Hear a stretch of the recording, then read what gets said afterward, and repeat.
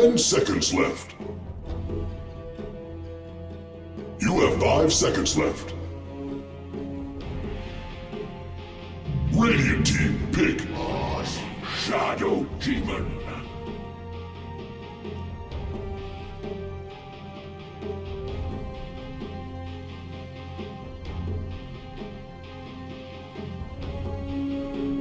Dire team, pick.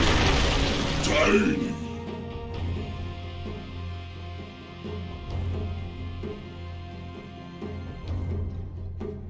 Dire team ban.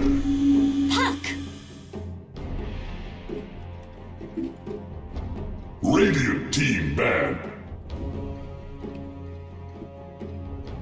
お前はもう死んでいる。お前はもう死んでいる。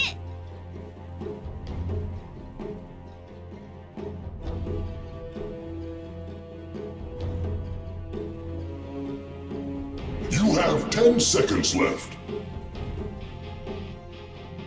You have 5 seconds left. Dire team ban.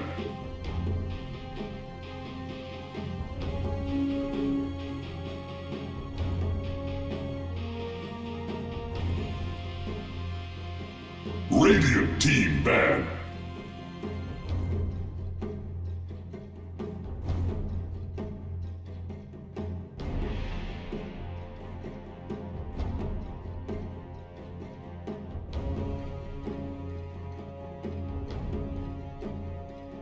You have 10 seconds left. You have 5 seconds お前は left. もう死んでいる。お前はもう死んでいる。 Dire team ban.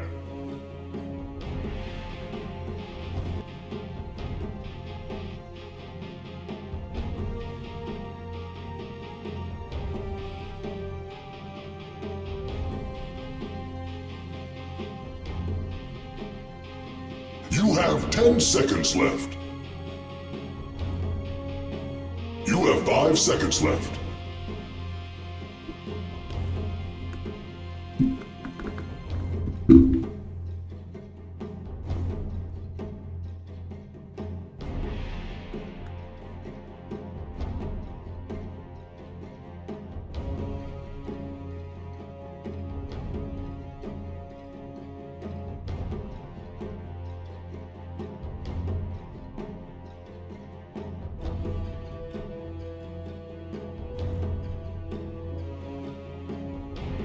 Radiant team ban.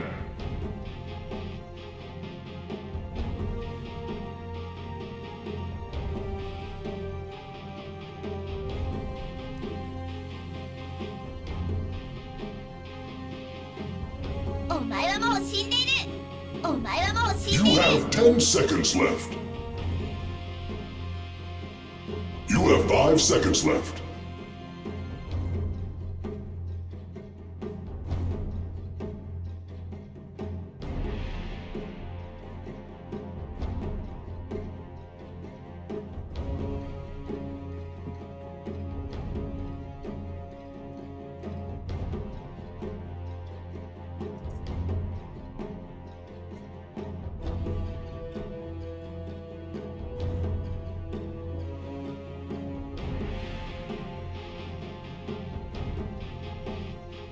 Radiant team, pick.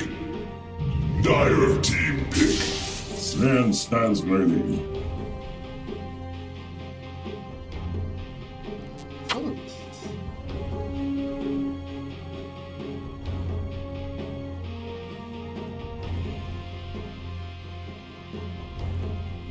You have 10 seconds left.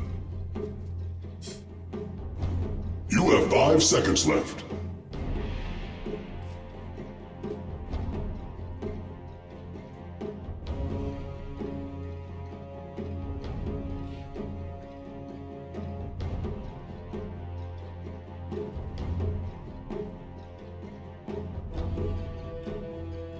Radiant team, pick. Slaughter.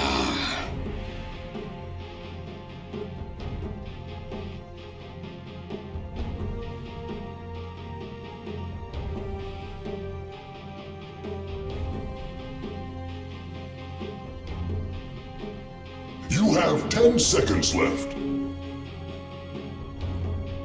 You have 5 seconds left.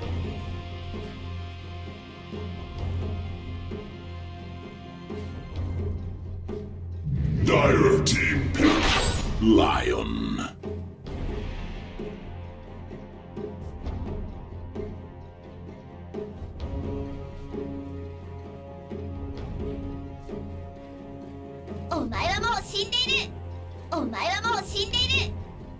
You have 10 seconds left.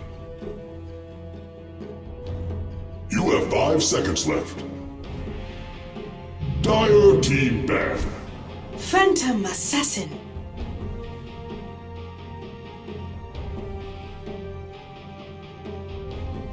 Radiant team ban.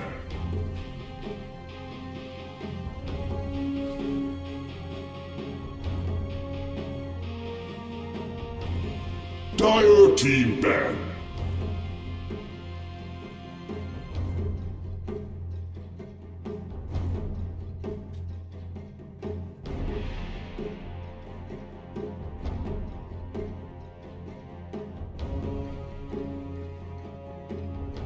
You have 10 seconds left. You have 5 seconds left.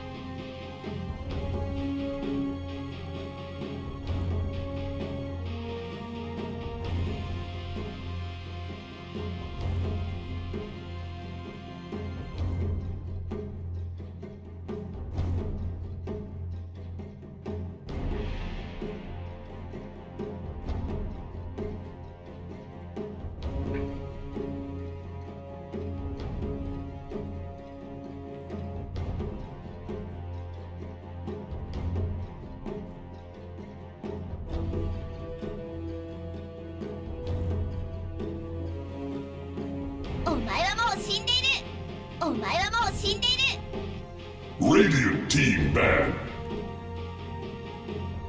Dire team pick.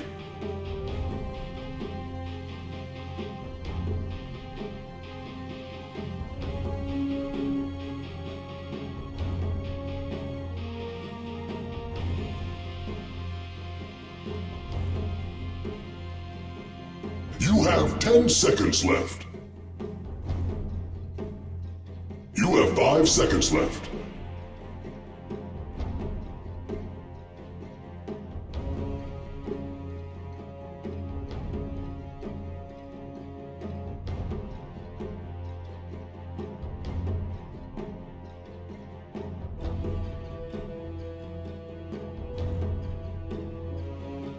Radiant team pick. Lena.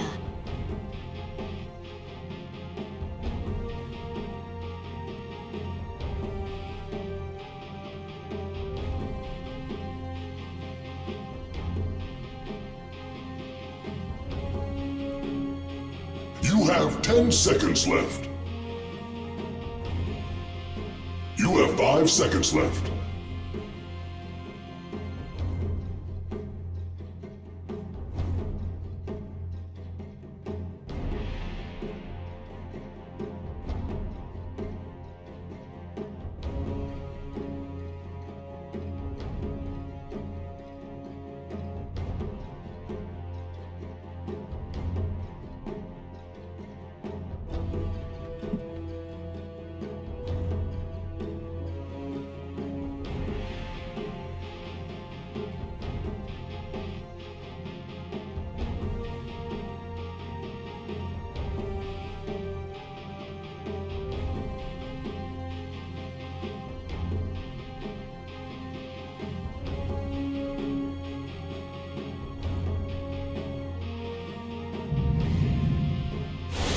Tide Hunter. Choose your hero.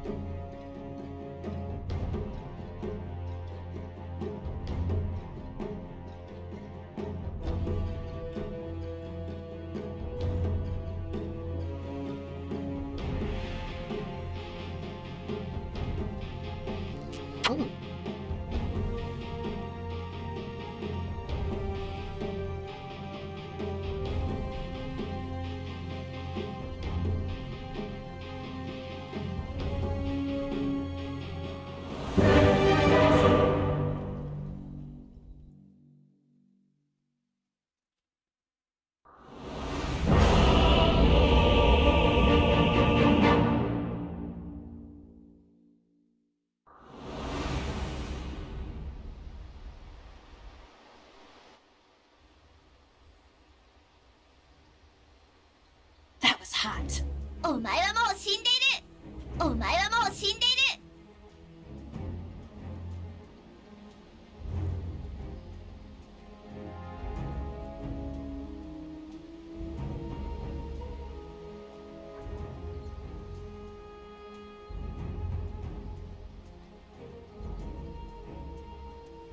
Death at my hands is an honor. You understand?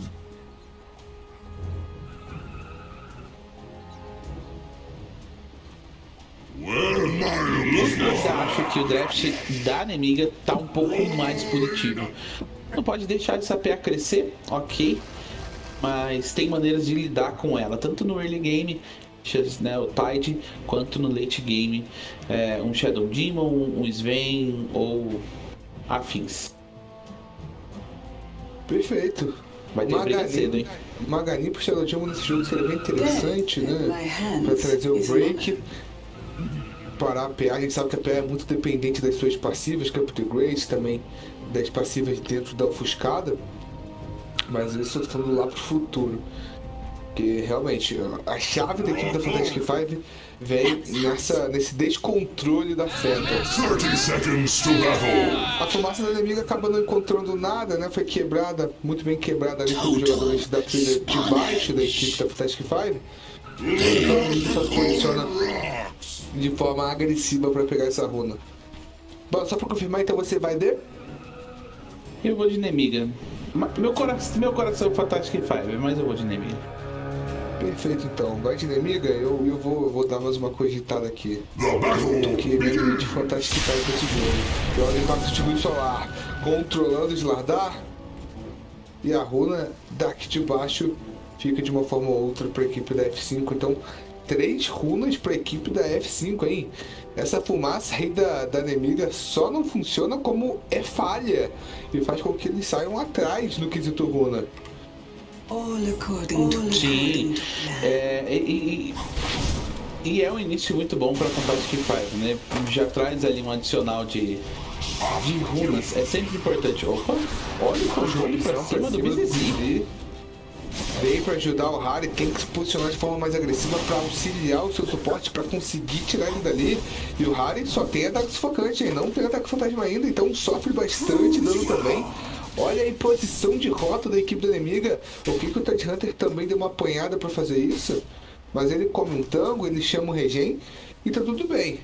E ele já tá praticamente finalizando ali o graveto mágico, já tá trazendo mais tango, então vai ficar bem ali tranquilo nessa lane, provavelmente. O T2 quem não vai ficar é o Harry. Exatamente, de opção, vai trazer soluções. O caminho foi fechado, agora é só no right click, só que o Harry consegue o first.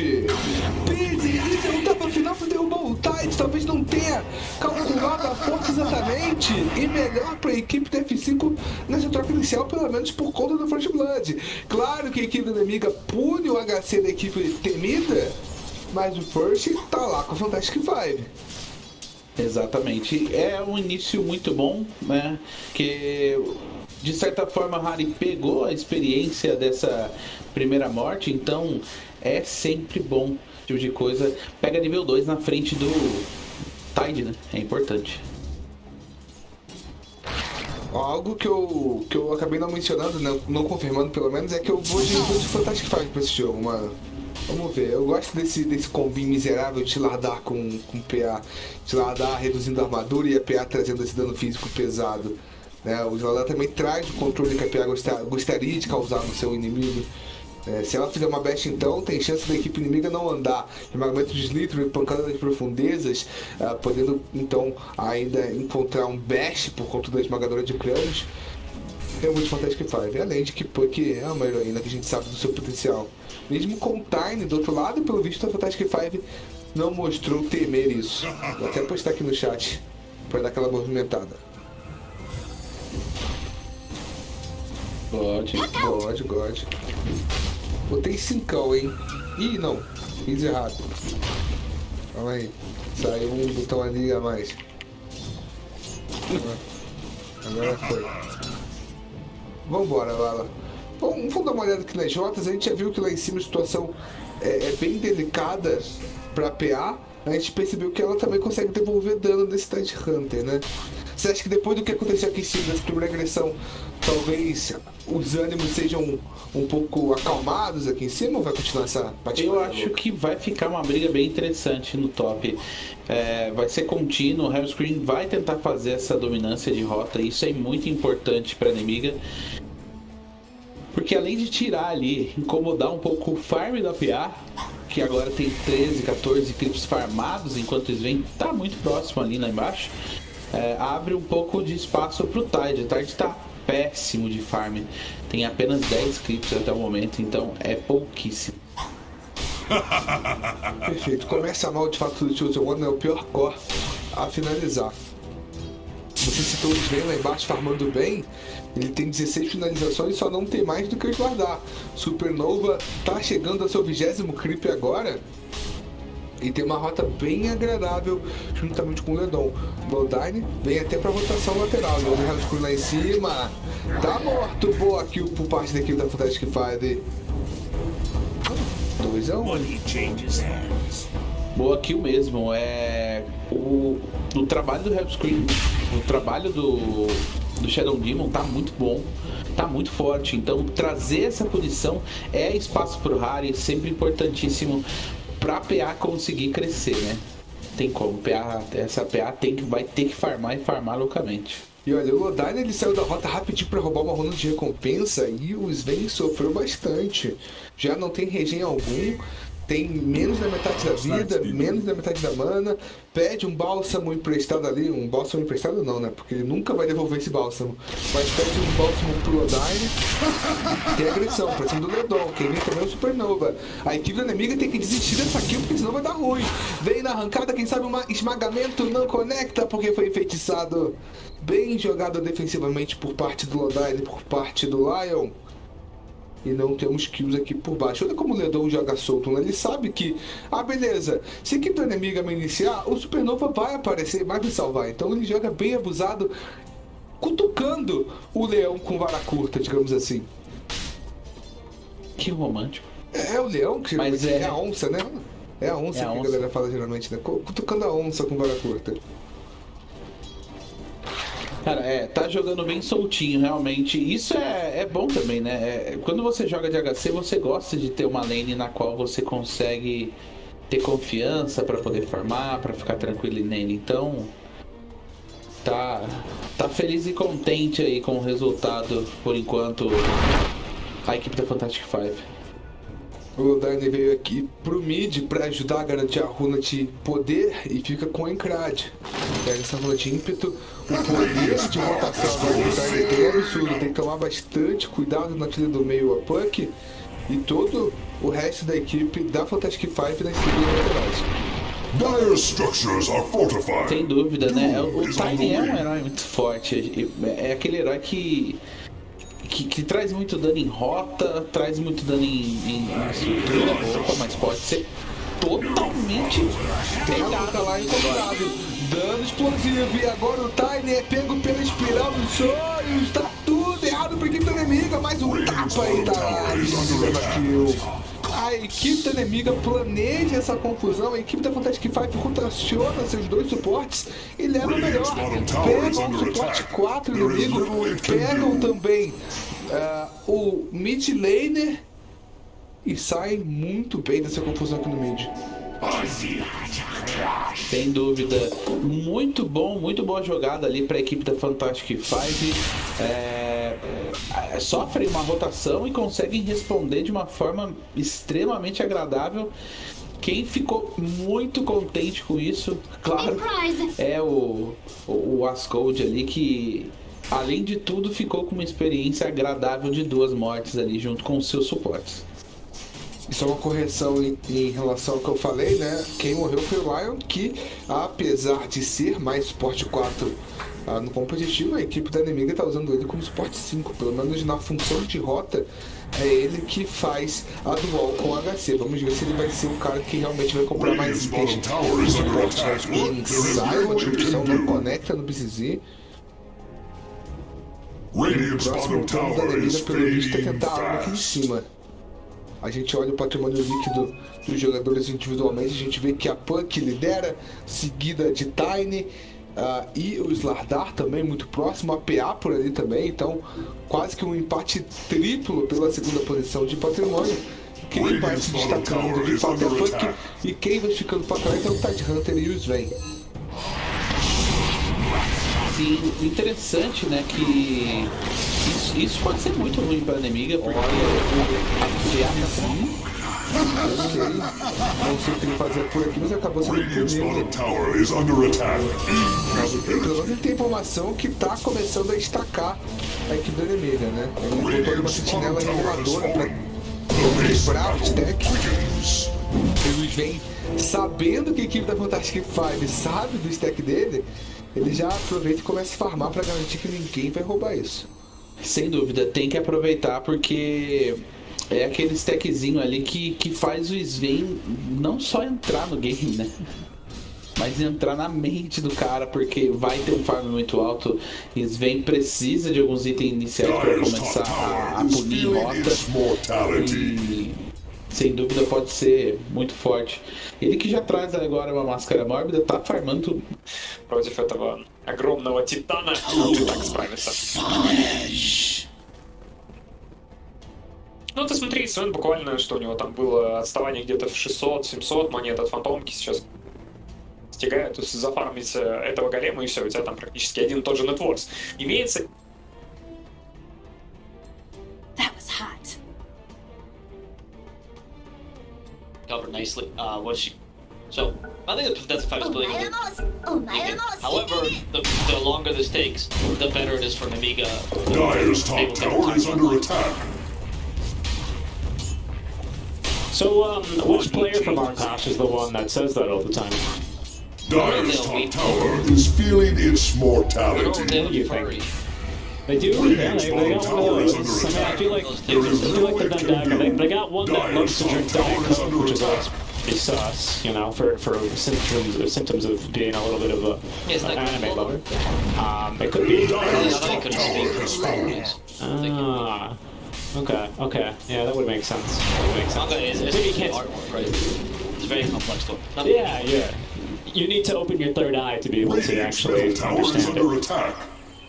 You can't be a baka. No, you cannot.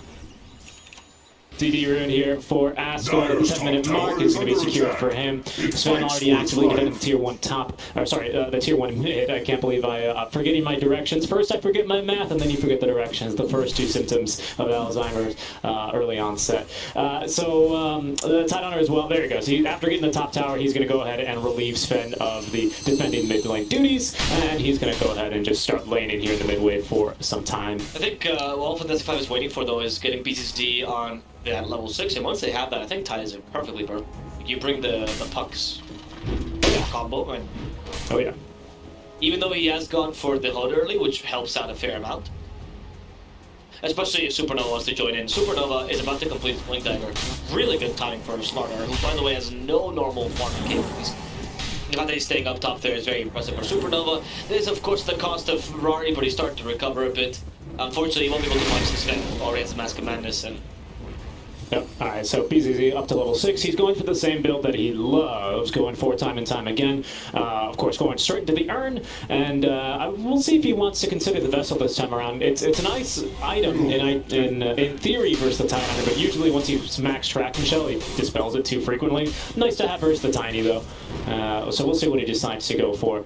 But they can kill him. Like you're saying, he's very killable. It does require the usage of at least 2 ultimates or the rotation of the Slardar, who for now would rather be farming. But now he's going to show mid lane. No, he's not going to show. He's going to smoke with the Blink Dagger. They also have a ward behind the tier 1 tower here, so they have really, really good information here in the mid lane. But instead, it looks like with this Blink Dagger, they're going to head top lane.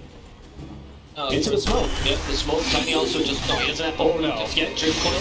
They got to throw Lodine away. Lodine is taking the Laguna Blade. Everyone against Lodine first. And Lodine gets the kill, gets Askel pretty much solo. Damage the Ice Blast a bit late, but it will just nick the Tiny. And that's going to be sufficient to bring down Eingrad. Askel dying there was definitely not what they were expecting. And Lodine showing that Lion is in fact the biggest counter to Puck. Yeah, I don't think they were quite expecting the line to get tossed onto the other side of that Dream Coil. I thought it was going to snap, to be honest, but that coil right on its limits, allowing Tiny to just kind of turn around, land the Hex, and with one more right-click after the Finger of Death, had the kill there versus the Puck. Only has the Treads and the Dual Null Talisman, so some decent stats, but versus the Line Finger, without Chowie, that thing hurts. Rari, you're gotta be careful. We have a Ravage. I don't know if he's going to get to use it, though. The Cold Feet will proc. There's going to be now the Dispel, courtesy of Kraken Shell. He's got an Arcane Rune active as right now with his own Blink Dagger jumping onto the Ice Blast. The Ravage is going to be used as they immediately dispel that LSA stun. Supernova on the counter initiation does manage to get the return kill onto the Chosen One, as 6-3 is the only one to die for that Ravage, and I think now that Ravage is on cooldown, you consider pushing mid here for Fantastic 5. That was an awesome Ice Blast. Right on point. Otherwise, I think once you hit him with the Ice Blast, it was all. And again, you waste the Ravage and commit. Wait, I would say. Especially because this is all just more farm for the PA, who's getting closer and closer and closer. Considering not the easiest early game for her, and the fact that she also went for Treads, Magic Wand, and few drops, Ari is quite happy with this one. He's gonna get around minute 14. Another smoke's coming though for Askel. Oh, the smoke did not break in time. The Puck, the Johns is not going to cut through. Nice little juke. Broke the ankles of the Lion and even myself. Yes, hit the Waiting Rift there to move again. Little extra bonus or mobility from the Waiting Rift is really useful when you're in the circles. Can't follow up. Right? They don't see you if you pass the line of trees. I think he just completed the Witchblade as well. Yes, he did. But he's going to go for a smoke counter season on the Courier. Supernova initiates onto the Lion. Punish him for his sins. Can they get it? Lodine, immediate silence. He does get the sentry before he dies. But, you know, at least Puck is safe for him. Yeah. And this doesn't quite catch the Observer Ward that they actually have here. This little sneaky spot we're seeing more and more of here next to the staircase, just to give vision of who's coming. As well as watch over Roche to a lesser degree. Unfortunately, it's just the position 5 that time around, but it's better than the smoke that Nemiga just made where they failed to get a kill onto the Puck. So it's going to be another good trade here for Fantastic 5. I think we're out of smokes here for some time. Let me just check everyone's inventory. Nope, Icared just purchased one, so we are not out of smokes yet for the Chosen One, but I've seen 2 in quick succession here for Fantastic 5. But they're just continuing to farm here. Slaughter going right into the Aghanim Scepter here after the Blink Dagger, PA, having the Battle Fury now completed, going straight into BKB, then backing up here with the Desolator as Nemiga looked to push a tier 1 tower in the mid lane, but we'll back off as the Glyph is used. Radiant's bottom tower is fading fast.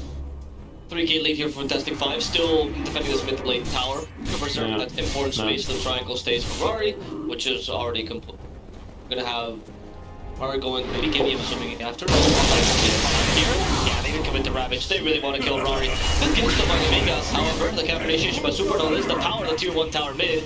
He does at least create some more space. He's the Chosen One, he gets to TP unless Slithering Crush. It wasn't quite there. Yeah, unlucky. 1-1, of course, they'll take that kill onto the PA 10 days out of the week, if there were 10 days in a week. And now the Chosen One, again, he's tanky. Is he tanky enough, though? Supernova considered him to make the jump in, but Lodine waiting in the shadows could prove to be a little bit deadly, as well as Icared on the enemy high ground. Everyone here kind of positioning around the mid lane, ready to fight. Even Sven, he's got God Strength. Did end up going for the SNY rather than the Echo Saber, which is going to help him survive a lot of these long AoE stuns. And the coil, which is now going to be here onto Lodine. Down he goes. The Earthquake does not connect to anyone on the way out, but he did at least tank the Dream Coil. Illusions, of course, cannot dash, so the Slaughter Illusion's not doing a whole lot other than providing vision. not that useful. Supernova has 2 hits in the bash though, so he can't quite initiate as reliably. You want that 3rd hit to make sure bash. Mari still just farming up that BKB. I'm assuming it's BKB first considering that counter initiated. Oh yeah. Oh yeah. That's later. Yeah, he's got that BKB queued up first. Just popping the Blightstone into the inventory as to be slot efficient here. Of course, does increase his amount of farm by a little bit. Yeah, it's pretty good. It's also good to combine with.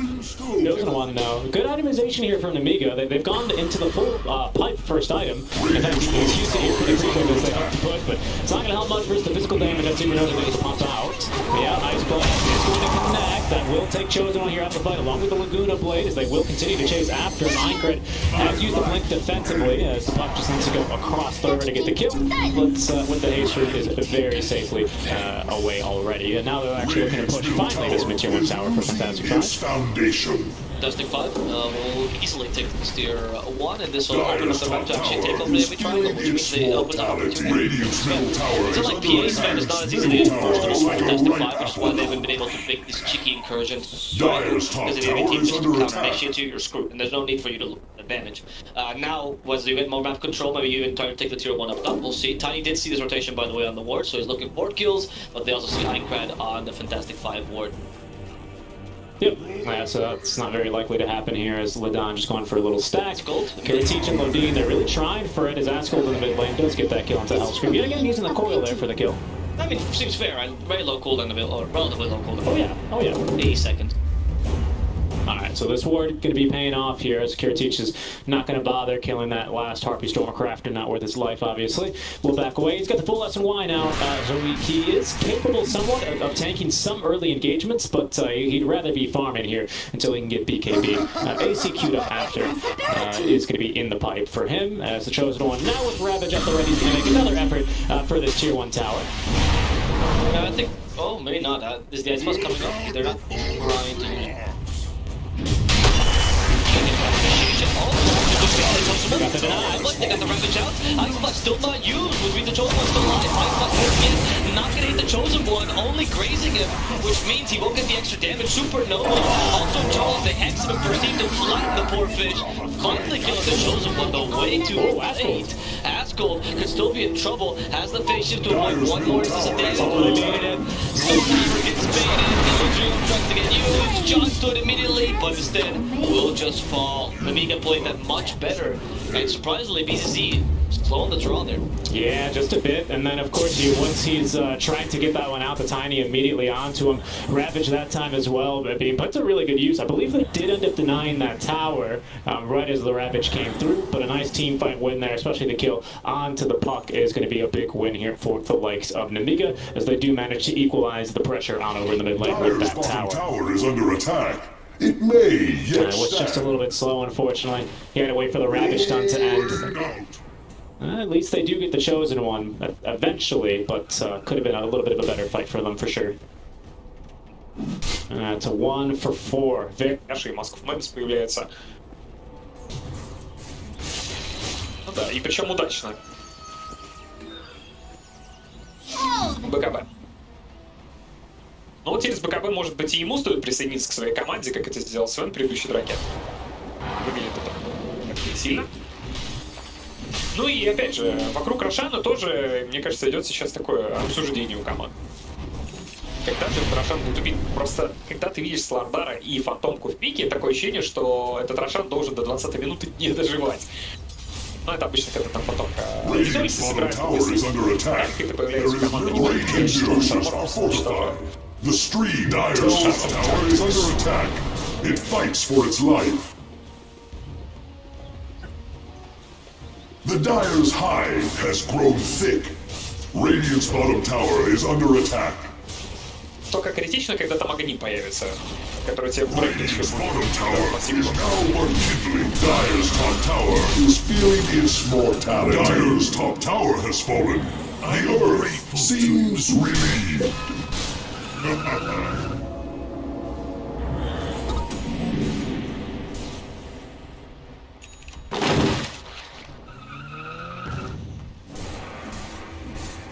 Radiant's middle tower is losing its foundation.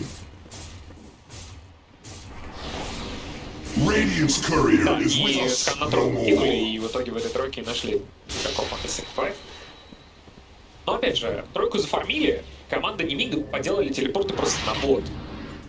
Туда справляется Леон. Fantastic Five по следам, по горячим следам шли за Немигой, но, как мы видим, не настигли никого. Даже Леона успел отсюда деть. Кстати, Слардар интересный выбор делает себе огни вторым артефактом после приобретения блинка. При том, что, видишь, худ он так и докупился. Кругу. Ну, опять же, 800 голды, которые ты можешь потратить там в Ганим или в ПКБ, наверное, чуть-чуть приоритетнее смотрится.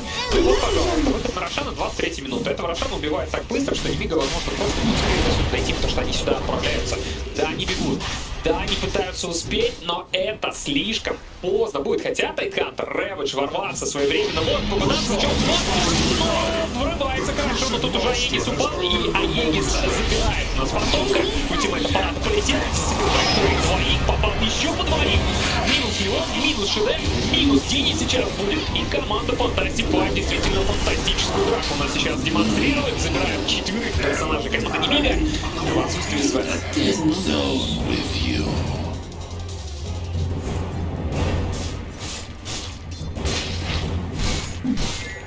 Так она ПКБ не нажимала, да.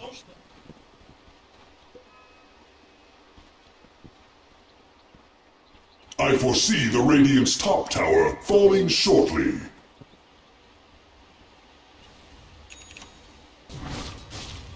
Radiant's top tower is under attack.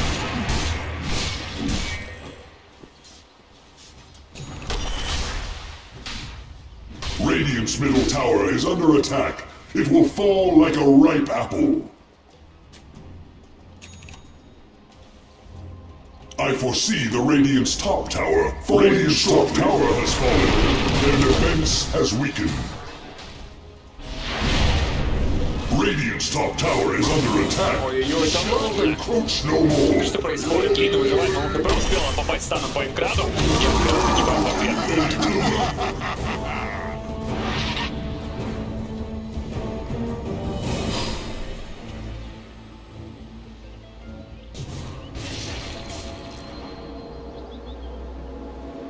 In prime.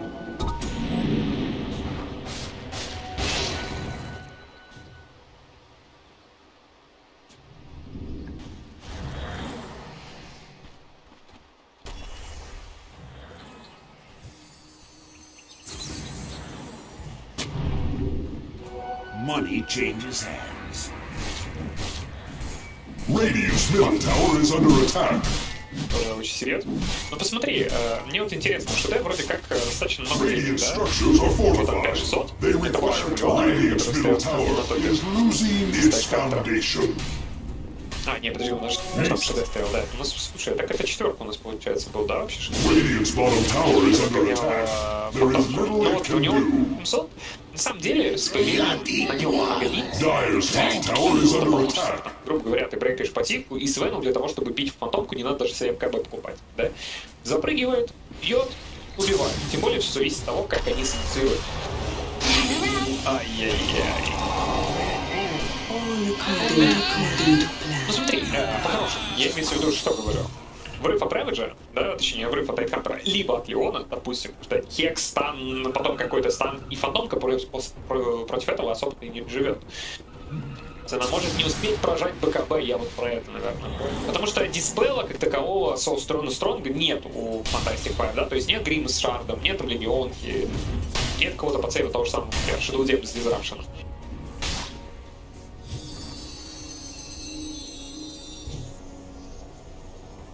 Radiant's bottom tower is fading Опять же, я говорю, fast. больше знаешь все-таки о появлении Грима. Тогда будет неплохо. Но у него сейчас 5800, у него действительно линза, поэтому до Ганима там еще придется достаточно много денег накопить. И то мне интересно, там дальше собирается, может быть, он Ганим особо не рейтинг в этой карте.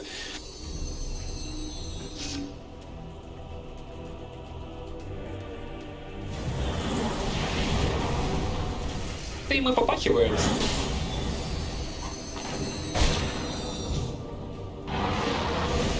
Особо не важно, на самом деле, эти коэффициенты. Но опять же, слишком рано хранить команду не стоит. Знаем, что И был прав. 1.08 на Fantastic Fight, 6 Мигу от GG. Времени. Ну, 18-9. Чего тут хотеть? Действительно, потенциал выиграть у Немиги, возможно, имеется, но его очень мало. Не катастрофически мало, потому что коэффициент на катастрофически мало обычно около 13 держится. Сим пока что еще, так сказать, не живем. Хилимся, живем.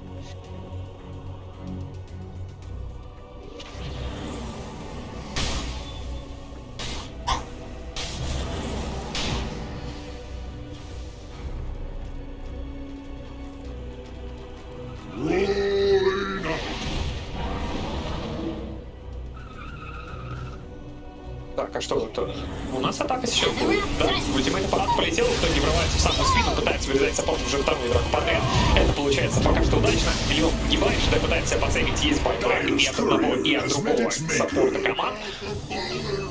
Все, на этом, видимо, драка закончилась. При этом рэпчик, кстати, все еще имеется. Рами, пожалуйста, сейчас идет погоня, а Игис поэтому можно попытаться не справиться, еще и под рэпчик попадает у нас и потом в итоге можно здесь разорвать, нажимает очень своевременно здесь БКБшку. Задолжил став, бежит сейчас просто за фантомкой, также разрубит параллельно еще и саппортов, а если что, у нас аппарат после байбека. И в итоге став, пожалуйста, и Рами здесь тоже никуда не уходит. Вот тебе и драка, вот тебе, возможно, и...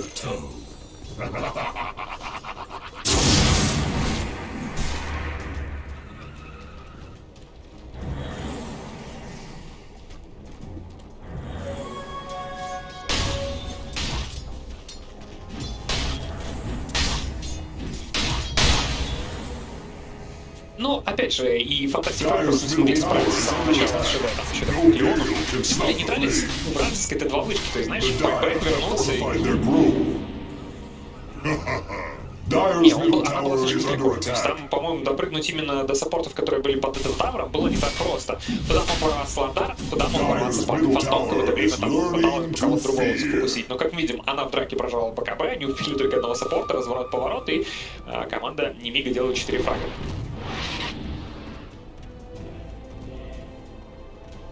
Да.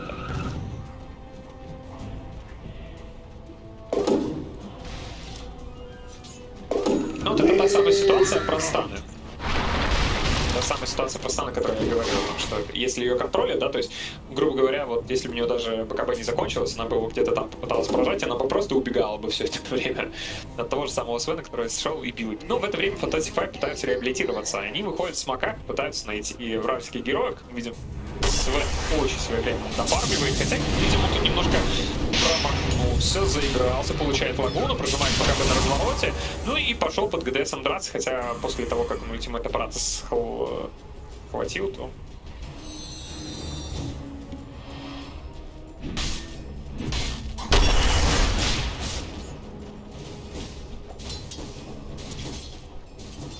Ну, только еще 30 секунд желательно подождать, когда это закончится.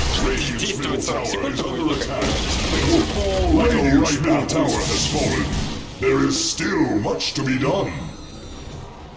Смотри, надо будет сейчас посмотреть, что у нас с Рошаном будет. Рошан дополнительный таймер в скором времени появляется, если вот там меньше минуты, по-хорошему, да, быстрый Рошан там появится, то для команды Fantastic Five это вот такая штуковина, большой палец вверх, потому что сегодня еще 80 секунд. КТСа. Него драться, конечно, не. Пак у нас, кстати, артефактом погоним выходит после приобретения Вичблейда и Блинка. Трикует, кстати. Сейчас был поставлен. Забрал дабл дэмэдж. В это же время отлично по 4 героям попадает Свардан. Весь Свардан погибает. И в это время никто из команд не погиб. Майнкрафт все еще живет, но он за ним все-таки идет и продолжается погоня. Погибает Тини. И Свена, кстати, также получилось забашить за счет даггера. А Свен-то, вот, БКБ откатилась. БКБ откатилась, ему теперь нужно просто отсюда убежать. Еще один баш, Свен, БКБшка, тычка, и это минус от Аскольда. Свен 73 секунды в таверну, драка в это же время продолжается. Аладдин пытается сдержать пока что натиск фантомки и фиксует ее, но тут его догоняет Бак, и Тайкантер остается один против 4 героев, забирая лишь Лину, он погибает от Фантом Ассасин. Radiant's middle tower is under attack. Radiant structures are fortified. The stream tells of towers. Так это Башер, это просто Башер, который появился. И причем самое интересное, драка-то из чего началась? нельзя погибать. Ему нельзя здесь погибать, потому что, ну ладно, там Рошан еще достаточно долго. Но, как мы видим, попадают по фантомке еще немножко. Гашек, как мы видим, доджится той самой линкой, которая набросила на него бак. Рари пытается отсюда уйти. Рари улетает. Линта. Он прячется и улетает отсюда, но вот аппарат никуда не уходит и отправляется, наверное, другими путями. Ну, слушай, Рошан появляется сейчас.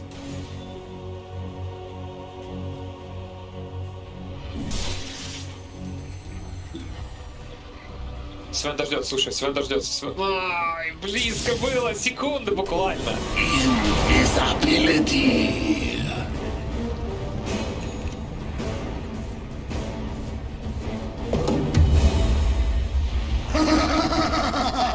Сейчас повесить коррозив хейс просто на него, дождаться фантомку, которая сюда сейчас перетянется с своей тройки, и в итоге справляться с Рошаном. Потенциал, как мы видим, у команды Fantastic Five на убийстве Рошана огромный. Главное, Немиги не подставиться, как это было в прошлый раз на Рошане, когда они, во-первых, опоздали. Зачем-то запрыгнули, зачем-то решили подраться, потеряв там 4. Это вообще полный провал. Свен в той драке не участвовал. Ситуация это все равно как бы исправила. Нетворс Свена не позволяет пока что ему обогнать фан. Лака, по-моему, да, топ-2 Нетворс за команду Fantastic Five, который после этого идется. Лотос появляется на Тайкантре, а команда Fantastic Five, видимо, рассчитывает на получение Аегиса.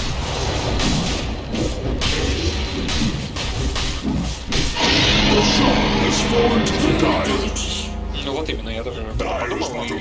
Ну, слушай, у него Аганим, у него этот Аганим шар, все замечательно пока что. Dire's bottom tower is under attack. А там сейчас, по-моему, этого суперновую найдут сейчас. Очень много рядов успел застакаться. Да. Radiant's top tower is under attack. Так, причем один еще, да, без команды. То есть, если бы там кто-то мог поддержать, Пак Дрейвкойл бы поставил там вовсю гопшу игроков Немига, можно было и подраться. I foresee the Radiant's top tower falling shortly. Потом практически с сатаником. 25 левел близит на эту фантомку. Ну, говорят, страшно смотреть. Вот и Немига, мне кажется. Dire's middle tower is under attack.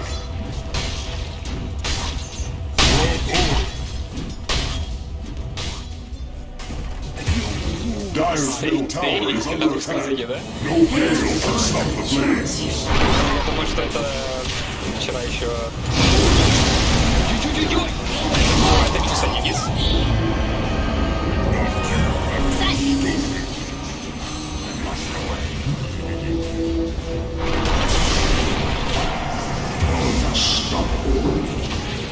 И все. И главное всем остальным игрокам Немига отсюда отойти, потому что драться дальше это просто смертельно опасно. Форстав имеется. У Тини такой, знаешь, интересный билд. Сабля, блин, форстав и кристаллис. То есть, знаешь, он такой полусейвер, полумобильник, полу... дамагер. Не знаю, как это назвать.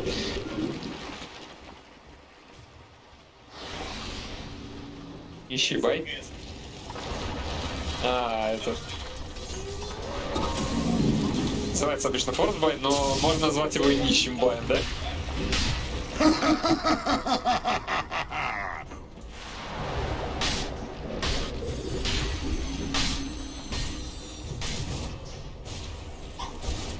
Не, он в нее вошел, но походу ему скоро выходить нужно будет просто, да, с такими артефактами. Но опять же, справится. У Немиги все еще стоит игра. Секундочку, да, то есть 15 тысяч они летят на 36-й минуте, 26-18. Пока хоть что-то но держится. И там топка с 25-м левелом берет себе талант на... Radiant's top tower has shattered. Да. Все, пожалуйста. I foresee the Radiant's top tower falling shortly.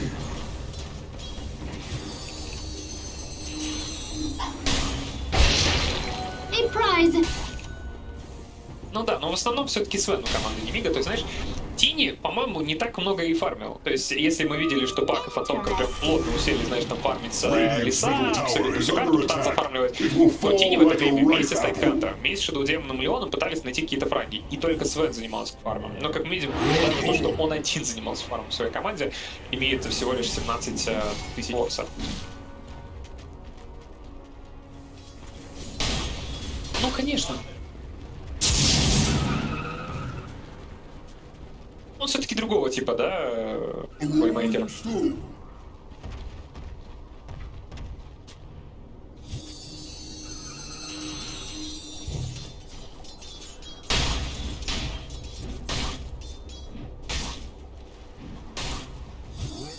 Да, у него еще Титан Сливер. Ну, Stars Resistance здесь очень хорош. То есть для Свен, для... Кстати, у Тини же 20-й план тоже Stars Resistance. Все это дело работает хорошо против того, что противоположной команде там есть ультимейт аппарата, да, который уменьшит длительность. Это также анонимный Dreamcoil, который, кстати, тоже на тебя меньше действует. У тебя имеет Stars Resistance. В этом плане это необходимо здесь всем. Так, а, кстати, а Тини какой талант взял? Да, он взял Stars Resistance 20-м. Правый талант. 17%. Да-да. Еще, знаешь, тогда можно и диск себе какой-то купить. Ко всем тем артефактам, которые у него имеется, получится сборная солянка.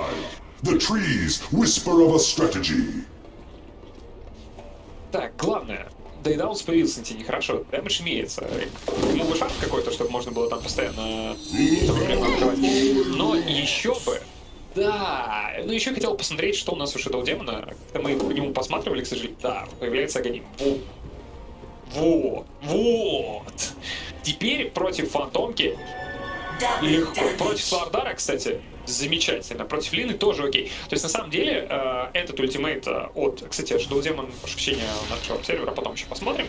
Но здесь дабл дэмэдж на раре. Опа, Леон, ай-яй-яй, словил Сайленс. А все, разжевал, кстати, на БКБ. Есть байбэк от Леона, за чего Зувак пока что живет, как же много урона получает. И вот, кстати, ультимейт от Shadow Demon, но Фантомка отсюда впрыгивает. Слардар просто бегает в БКБ. С даггеров у нас здесь Фантомка пока что немножко остановила игроков. И команда Nemiga дальше эту драку продолжать особо-то и не хотят, что Демон погибает. Использовал свой ультимейт, все, сиди в таверне. 48 секунд, и команда Фантастик попытается еще драку найти. Да, как мы видим, Рэвиш попадает, конечно, по двум героям. Стан Свена, Пака забрали, 95 секунд в таверну. И избавить, что Демон закупается, кстати, для Рари это может быть такой призыв к отступлению, но он гонится за Тини и забирает его. Стардар в это время гонит команду Nemiga на хайграунд и запрыгивает сам, но без маны. У него был сын, конечно, он мог его использовать.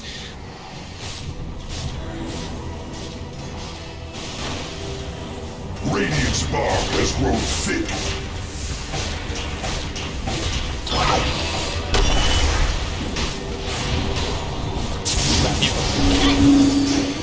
Radiant's middle tower is under attack. Radiant's bottom tower has fallen. The pace of battle Radiant's bottom barracks sense destruction. Radiant's bottom barracks have fallen. They were too late to save them.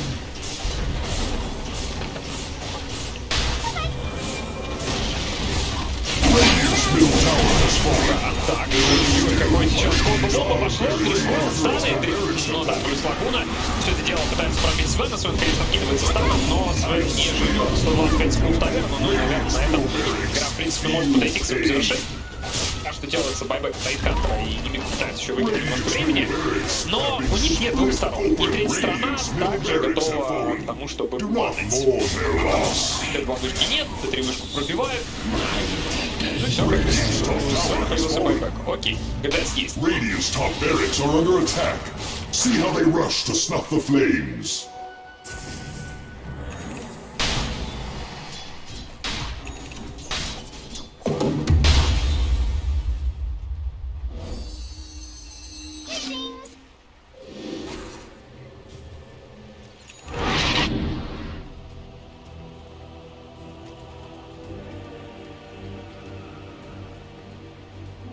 Quickly as I go.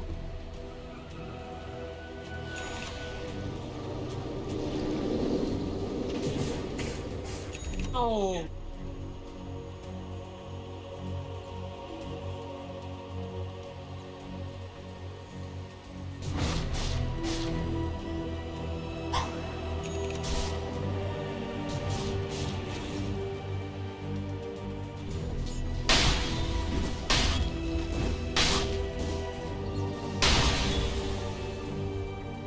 Это мы выключаем свет все еще и продолжаем смотреть.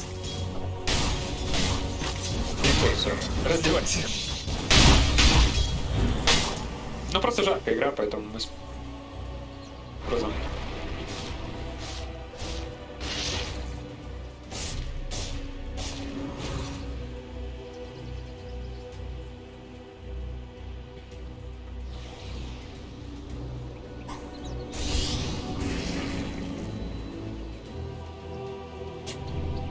A soldier's fortune.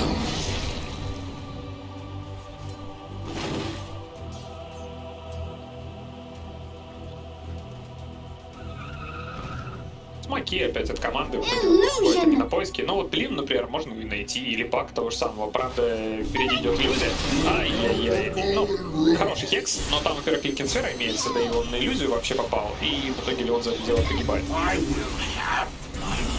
Так еще и, кстати, Тини Тайкантер, оказывается, близко. Ультимейт аппарата. Прилетает, кстати, по героям. Да, попадает по Тайкантеру, за Тайкантером тоже можно погнаться. Хотя потом, как мы видим, даже там считается не выиграет, ставится по 3 героям, но теперь Свен отсюда просто не выйдет, а подползка продолжает резаться всех как помаш.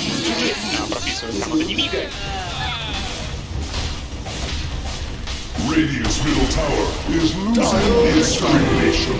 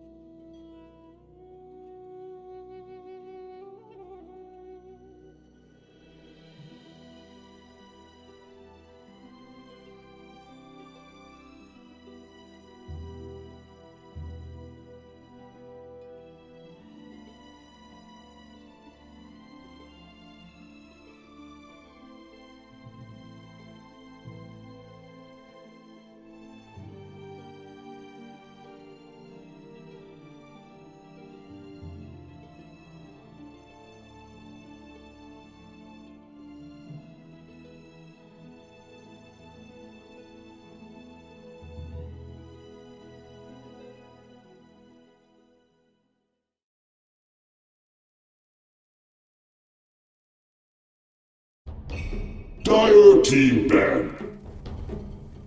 Radiant team ban. Dire team ban. Radiant team ban.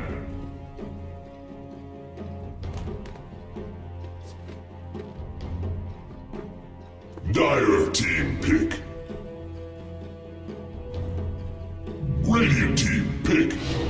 Grimstroke.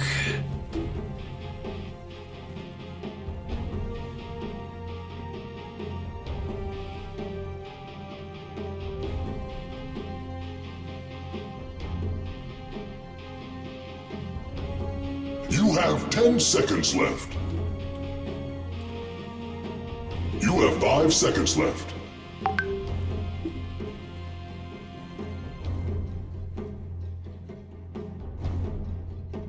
Radiant team pick. Mereska has arrived.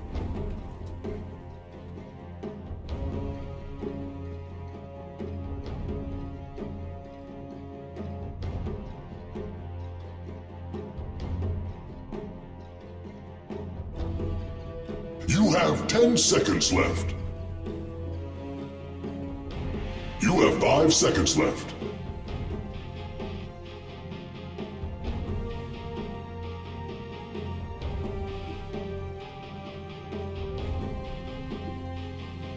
Dire team pick. Dire team ban. Radiant team ban.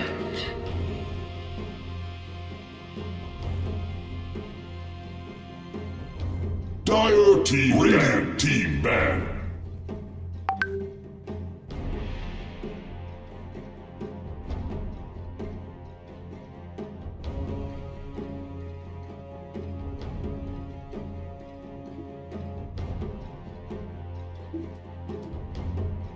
You have 10 seconds left.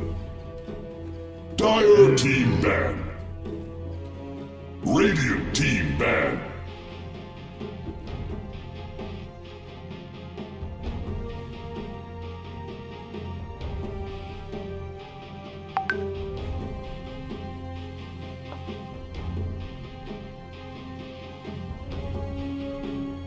You have 10 seconds left. You have 5 seconds left.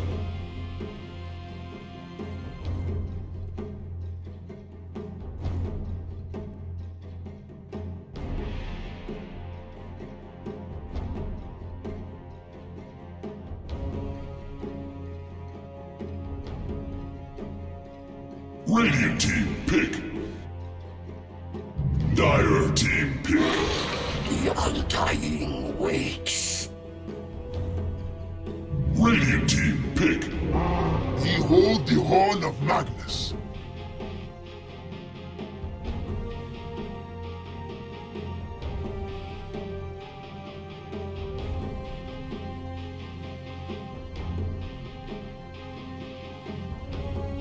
You have 10 seconds left. Dire team pick. Drow Ranger. Dire team ban. Soul Warlord.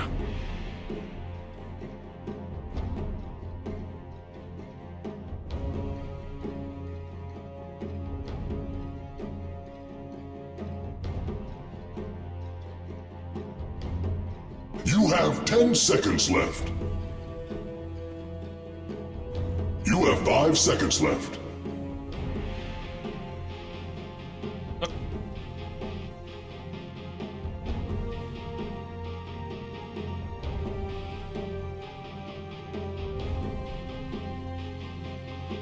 Radiant team ban. Dire team ban.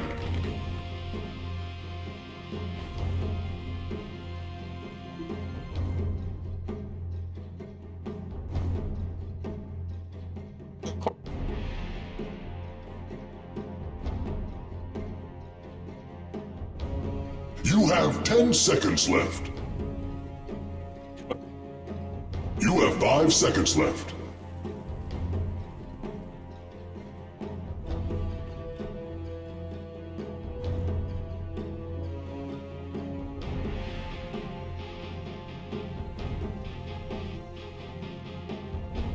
Radiant team ban.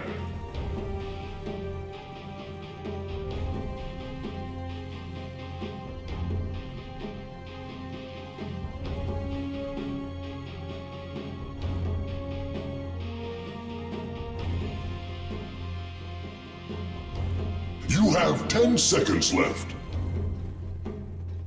Dire team pick.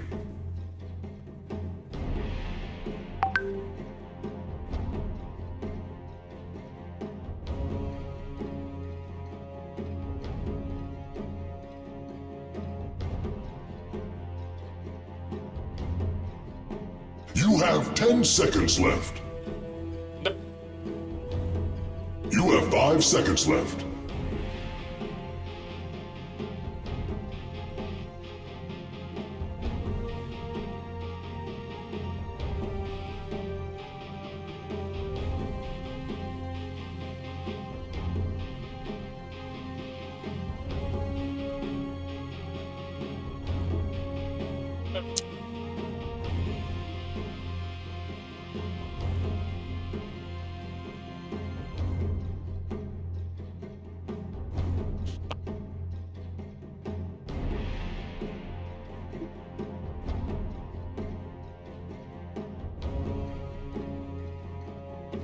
Radiant team pick. Shadow Demon.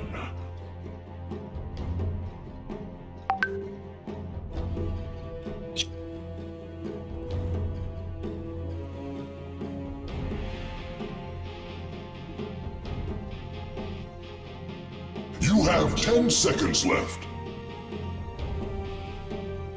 You have 5 seconds left.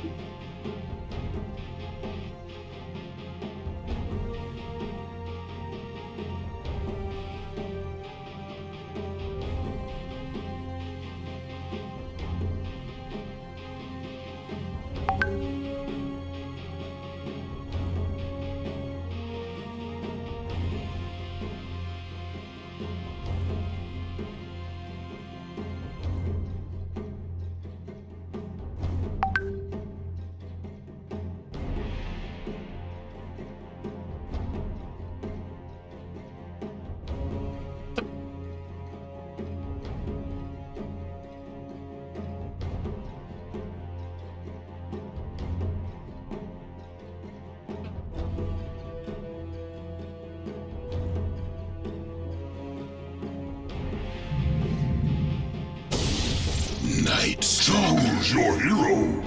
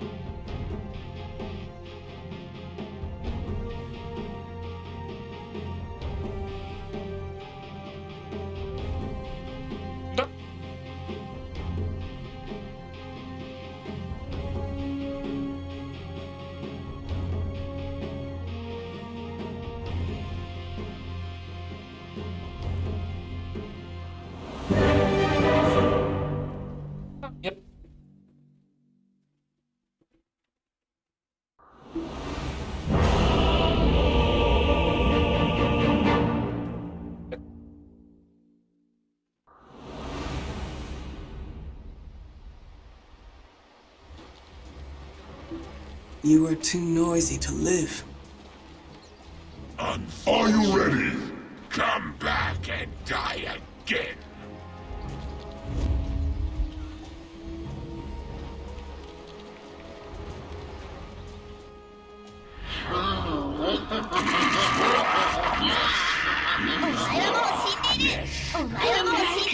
Come back to me. How disappointing.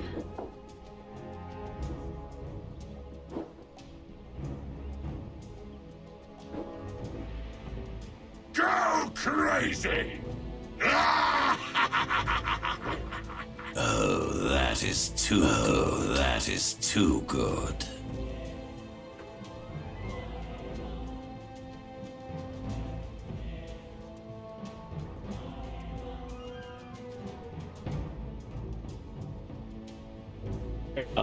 Gold tier supporter package.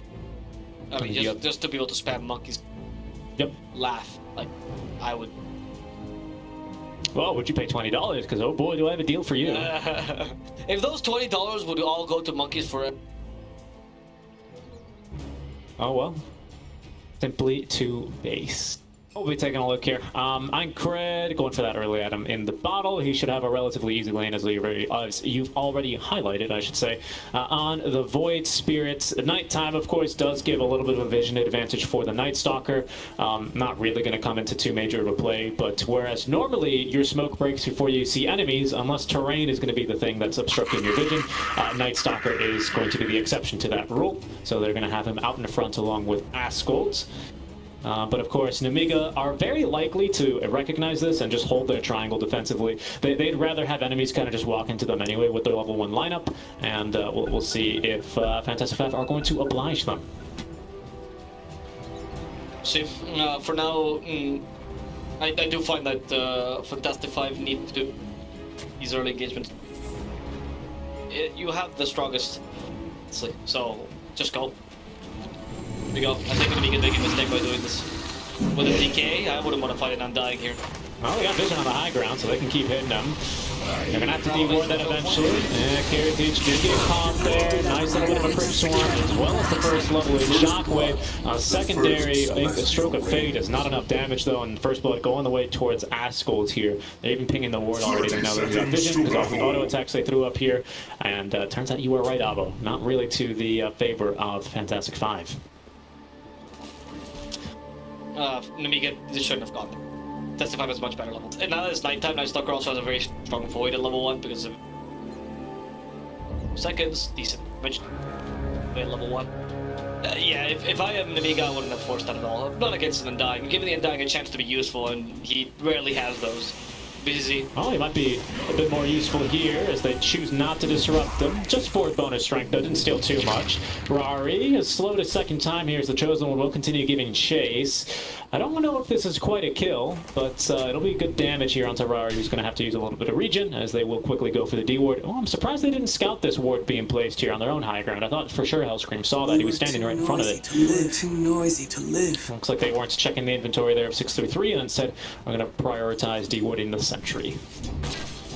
Well done for Rari here. At least they managed to make it out alive, and now he's joined by BTC in the lane. It's going to be kind of impossible. However, if Chosen One goes for the Shockwave build, which I hope he does, I don't think this lane's going to be impossible either. Just that you're not going to win it. Brown will get lucky. Your best bet is actually to push the lane, force her to last into the tower, pray that she's bad. Yeah. Yeah, I mean, it's not ideal, you know, trying to hope for any mistakes, but that is indeed, I think, the best win condition here for these guys. Lodin already skipping a creep wave. Lodin's going to try and annoy him a little bit, but he's also blocked the hard camp simultaneously. Nice moves here. We've seen this one a couple of times before. Karateach doing the same. We're in the top lane. Nice laney mechanics being displayed from both teams. It's the small things that people on lower levels just never do. Yep. Ever. Yep. Makes your lane so much easier, so much more dynamic as well. You just watch lower levels play Courier has been slain. Don trying to find Lodin here, but it's not gonna work. The problem is, well, Lodin just getting right through it. Lodin has nothing else. Lodin and Lodin. Yeah, right. I was thinking of that. Say the names together, it feels like one is like the unloved brother. It's always fun when you, if you ever gotten to cast Fantastic Five, or back then Team Tequila versus, I believe he was on Creepwave, LeBron? No, that was Fishman. He was on, what was his team before? LeBron was on board. Spider Pig, that's right. Spider Pig versus Team Tequila. LeBron versus Ladon, trading hits in the lane. Radiant's courier has been is able slain. to refill his bottle here with the rune. We actually still don't have a rune yet. Sorry, a bottleneck that for Ironclad. So he's just relying on the natural advantage he has here in the matchup. Lots of CS going the way towards Ascult, though. Should be commended for himself there. As Aether Remnant is ready, but he's not going to look to make an aggressive play, even dropping some stat items for a little bit more efficient healing. That time around, Kiritich does get the kill top lane onto Ladon. Well, it's not Ladin. Lodine. Ladine. For now, we're seeing a okay start for Nemiga, but they haven't been able to win that mid lane matchup, which I thought was going to actually get very favored. I mean, they did too, otherwise they wouldn't have picked DP, so it made them get the voice pair. However, Oscom is holding his own, actually more than holding his own, being the DP by a lot. Is BC1 just was excited? Where it's like, no.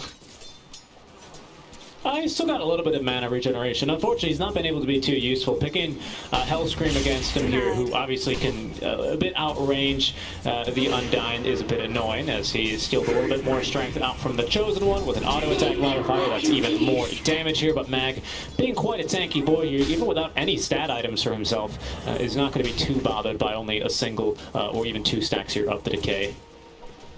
It's difficult for you to actually get kills in this line. Actually, Magnus is... Once the draw is maybe... I can put in multi-shot, you can start threatening Chosen One, but see, yeah, since you go for the Tombstone build, you're just waiting for a misstep to actually just threaten them, as opposed to the harassment that those four, sorry, the Undyings usually go for with this. It is purely a... don't make a mistake if you die. Oh, Ascol getting aggressive there with the Dissimulate, trying to get a bit more CS. As Ironclad now looks to try and recover from the early but very noticeable lead that Ascol's managed to accumulate here. He's up 10 CS here already and 3 denies. Yeah, he is. No. But likewise, so is the Magnus, right? So the Chosen One's not having his bite of the lane. Of course, because of the build he went for. If he went for the Empower build, this lane possible. Like I said, the shotgun, I think you get away. BTZ, we do have a Tombstone here, but doesn't want to use it. He ate the mango like, hey, I got Tombstone, but not actually get it. Time to use it. Getting closer to the first night them as well for super deal, as he might be able to put some pressure against Troll. Usually you struggle at killing the Troll, but you might be able to kick aggressively now. Yeah, Kiritich is going to be pretty annoyed if he's going to have to do that, especially because he can't just, you know, simply call over the Magnus to give him Empower. It's not going to be that great of an Empower, and Mag is too busy getting CS down bottom compared to the position 4 Mag days, where obviously the Mag was obliged to do whatever his core wanted him to. Ladon is smoked, placing down a pretty aggressive ward here. He can't afford to leave the Night Stalker alone, especially as it does become the first nighttime, or I guess second nighttime, because the game starts under nighttime now. Sure, yeah, I guess you could say that. That feels so odd, to be honest. It feels, I guess, unnatural, you know, start. I feel like... I guess it's made for gamers, right? It's very true, yeah. You wake up and the sun's already gone down. I feel like it's... that's like the zero nighttime. I mean, you're a coder, right? So you can get behind that logic. The nighttime you spawn into is the zero with nights.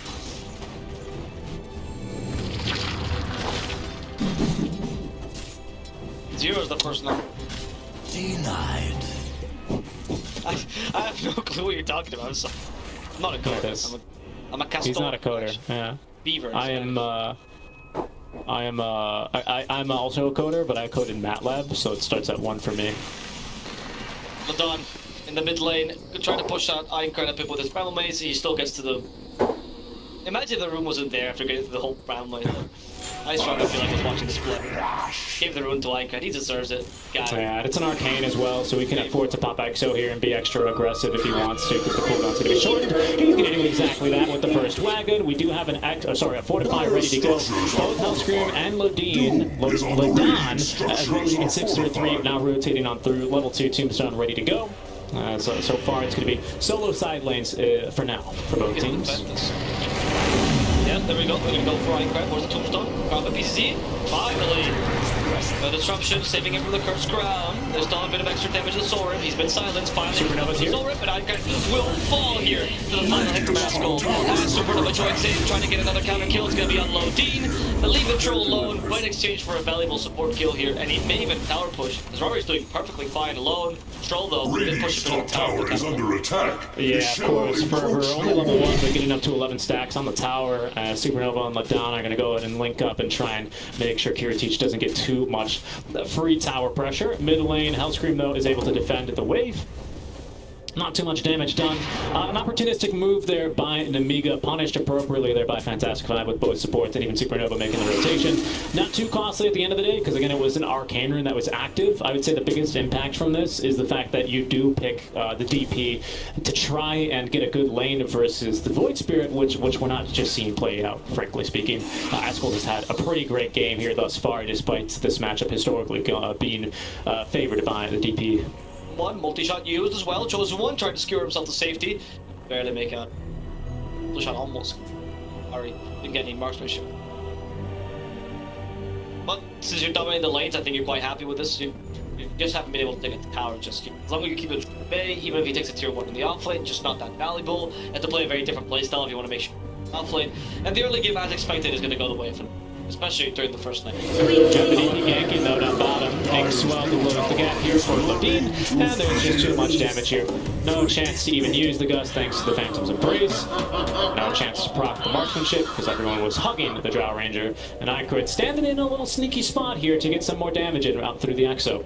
Yep. And able to push this bottom tower. Radiant's bottom If you tower want to is give it under all attack. it, that's one of the Dyer's middle tower is under Gary's attack. taking the stay No fight. Gale Whereas can bottom, stop the Drow is not really Radiant's bottom tower is under attack. Justify will have to trade There for a is mid little tower, it can do. which might even be better for them. Dyer's middle The question is, tower can is they complete this? learning Chosen to One is still in the fear. trees, trying to defend as soon as Radiant's he can. bottom It's no tower baggage is just yet, so fading. just Tower And he is can now defend it pretty what nicely you as well, because like you said, he's gone for the shockwave builds. The support's poking and prodding at him. As they have TP the Drow top lane, they should boot Kiritich out of the lane. He doesn't really want to fight versus the Drow this early on, and it's going to allow Fantastic Five to at least get this tower top lane. They're still fighting though. BCC is in a bit of a precarious situation here as the supports will connect onto him. Onto the mid lane tower though. Askel looking for the count on the Chosen One. Should get him here with the Dissemblate. He's going to pop. Kiritich is here trying to land at least a counter kill, but can't do so as Askel just astral steps away. Nice job utilizing the DD rune for a kill. Look, at least getting the Dyer's top tower is taking the attack from Magnus, but mortality. sacrificing himself just to create My path leads down under the to tower and fight him. riches. At first, it seems like he's just Dyer's beating right, being top quite tower is risky because under he could just attack. drop Tombstone and fight around it, but Tombstone was only level 2, right? So close to level 3, but not quite. Dyer's top Hopefully you get tower that, it's just has not been that valuable lost of a to skill. war. Especially if you drop it under top. It could fight you there. It also fought really well because Magnus hasn't gotten his RP yet, so it was like right on timing. That was a good fight, Fantastic Five. Take the tower, and as a result as well, give Rory a lot of recovery. Yeah. We're farming stacks here for Aincred as they further stacked another camp or two. He's going to probably come out of the jungle here with his next Exo and probably Boots of Travel. You see, he's just playing a little bit aggressive here, maybe trying to find an enemy, just making sure he farms his camp and it doesn't go to Supernova for free. But pretty soon he's probably going to be looking back towards that mid lane tier 1 tower. They did die the last time he tried to the level 1 Exo, back towards the 6-minute mark with the first wagon, but he did get that tower down to half HP, so he's going to be looking to finish that one off as the 10-minute wagon is currently being dispatched by Askel's. Getting rid of the enemy wagon. Wagon can push by. This is very smart. This one of the towers just killed. Blast it, but oh, mine, he's done. He's done pushing. Yeah. They're gonna go for a smoke instead. Find Kiritich. If this kill happens, this is very valuable because it should lead to the tier 1 relatively easily. Already leaving. Well, they're gonna scout this big stack. I don't think Askel can farm it, unfortunately. So they've at least scouted the ancient stacks. Expect you'll never change. Already get sword.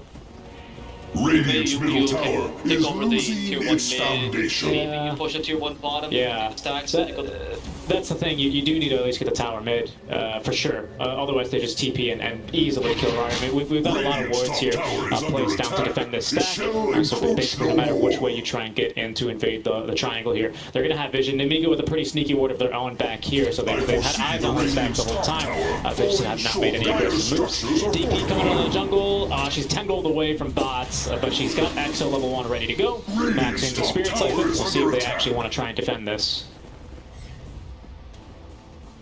We have Dark Ascension ready to be used over on our Night Stalker to boot. Mike Grid still holding on to the ultimate. He's got the Boots of Travels coming to him now on the courier. Teach going for no Battle Fury this game, instead just going for the Yasha into the BKB as the tower will fall in mid lane. Play this game fast. There's no Battle Fury either because of Manga. Oh, good point. Yeah, yeah, but we need to play fast as I knew. You know the enemy team is gonna win. You gotta play what is kind of built. So SNY probably the best idea here. Maybe BKB even straight up. They're gonna go for Supernova. Supernova. Yeah, on top of that, X12 with that, and that's gonna be an easy kill for Super. Let's see what Nemiga does. They're gonna go for Rari on top. RP committing everything. Terrorize a bit too late. That's not gonna be able to save Rari. Rari's gonna die to the Ghost in the end. Both got the Ghost, the Phantom Embrace and the Exorcism Ghost. Asco joining in a bit too late. Starts the illusion from the spell. It's gonna use the similar instead to avoid the X12 and Icrad. It's going ham, killing whatever it is in his wake here. Nobody to stop him. Undying a bit too far away. BZ should have been part of this engagement, but didn't have a TP. A Phantom is not a ghost, by the way. Actually, I have no idea. Nice kill there. I don't know, dude. Listen, Phantasma is ghost, so it's also a cocky bastard. Is it? Ah, I did not know that. Well, today I learned. Ingrid is not that cocky, though, getting out immediately as he should have. Did not dive any further. Knows that the Void Spirit can kite him around. Ingrid can definitely push him away with the Exo active, but does struggle for the lockdown to get a kill, especially with only 1 point in the silence. And Void Spirit pretty easily is able to dodge that one. The mid tower continues to stand, though, so the kills there top lane are very nice, especially the one onto the Night Stalker. And you continue to push Arari behind, further behind this 8-ball. But he's going to be able to recover here, as Drought Rangers do, by just hitting creep in the jungle eventually. I don't think Drought Ranger against this troll until he can reliably just hang out with the Mangus and get him power all the time. I don't think he should fall far behind, right? Even then, I feel like Drought needs less farm than Troll to be effective. It's just kind of against the Hurricane Pike BKB. Radiant's middle tower is under attack. She only went for 1 Wraith Band instead opting for the Dragon. They got slightly buffed, so maybe this Drought is not as fast. Radiant's bottom tower is under attack. The rest of their team to create space for her. Agents Which makes sense. I think Gospel has a good early game and he can start doing this. Almost start chosen one. Yeah, that's the blink reveal out from Askel. He's very keen to snag that Arcane Rune away from the DP. We've already had 1 Exo ulti with the Arcane active. Don't want to give her any more for free as she goes into the BKB next for her second item after the Boots of Travel. Dire's top tower is under attack. It fights for its life. Radiant's bottom tower is under attack. Same build as before. First item, Aether Lens for our position 4. Shadow Demon, as both teams are going to end up trading jungles here. Not quite the triangles, not yet anyway. Void Spirit with Yules going into the Axe next. BKB for Supernova. The both offlaners going BKB at this stage. Of course, the difference between the Blink Dagger instead on the Magnus, playing a bit more as an initiator. And 633 hoping to get a Glimmer Kill one of these days. Bottom, they are fighting. Yeah, took the line, yeah, he's completely alone. A relatively easy kill, right? With the cross guard on top of this, he'll be BCC from behind. Tombstone's on the rest of the team out. They're going to try to join him and save him. Is that going to be sufficient? They're going to go back to the break. Set up for the symbol and the disruption again. Only against Eincrad. I feel like it didn't really even help him. The extra seconds of life, maybe, but the rest of Nemiga even joined the fray, which means that Lodin will fall. It was a bit too far ahead, and the Symbol will set up for his kill. As Supernova also chases down Hellscream. 2 supports for free there, which with what should have just been a DP kill. Yeah, it's the pretty classic save your buddy syndrome there, unfortunately. DP very out of position, unfortunately, at the end of the day, trying to get the TP away, punished. Easily by Fantastic 5, really the existence of this ward paying off there greatly. They get the DP kill and an extra 2 supports for free. Disruption without any real follow-up there to save our Death Prophet was really what can, well, she was dead anyway, but she was very, very dead after that, especially because we had the terrorize that you end up setting up for. So, yeah, that's going to be a big weakness there. Proper properly zoned away. Even with the Soulbind active there, Night Stalker just continuing to run at them with the Crippling Fear. It prevents them from getting any other spells off. And good fight from Fantastic Five as they hold on to their tier 2 tower and get a couple of free kills off the back end of it. BKB soon for the Night Stalker. That's going to help his initiations much more. Didn't opt for the Spirit Vessel straight up, as trying to be as impossible because they're playing a really a 4.1 in the year. Makes sense with an Undying Night Stalker. And at least Rory is sort of keeping up in farm. Obviously not going to beat the Troll though, but like I said, she needs less farm than Troll to beat. As long as you deny the Magnus and DPS heroes, it's going to be Troll versus the world, and I feel like they have enough stuff to. Yeah, I'd agree with you. I would definitely agree with you on that one, especially as we get more agility items here for Rari. We're really looking for those procs on the marksmanship. That's going to really help deal with the Troll, who is not really famous for building a whole lot of bonus armor here on the hero. That's one of the issues, right? If you go for, I don't know if AC is a consideration in this game for either DP or health, but someone needs to build that kind of extra armor. Vlad's maybe a consideration for them. But it's an item that we don't see getting picked up in general. But you need that kind of bonus armor. Otherwise, she's gonna deal with you. That Troll really relies on the Berserkers giving. Dire's bottom tower hopes. I mean, and at the very least, I mean, we've got the Berserker's Rage. Right now, we're actually holding on to the Broom Handle, which is pretty much exactly what he would want here as well in this case. Phase boots, right? So we've got a little bit of bonus armor, but eventually we're going to lose a little bit of it, especially as naturally in this lineup, you're probably going to have to go range more to hit the Drow Ranger. Heritage could be in trouble. There's the X-Well, Ica. And Ladon will fall first. Maybe the Tombstone's a bit too far behind. Never mind, Aincrad stuck here. Gusto on and Disruption is done pretty good. But it's going to terrorize it again. And this time goes down at the top of that. So no, never mind. It wasn't good enough. Heritage activated the BKB and with the X-Well eats up one of the supports. But Kyrie's already lost his ultimate and the BKB. And by that time for them to go in. They go for Lotine and Heritage. The terrorize now held up until this moment to make sure they can stop the Troll on his retreat. Hellscape trying to get away, but he won't retreat either. Easy kill from Fantastic Five, who's also going to finish off Lotine. That's going to be a huge win for Fantastic Five. It's looking just much stronger in these team fights than Nemiga. Nemiga, who's struggling to make their lineup work.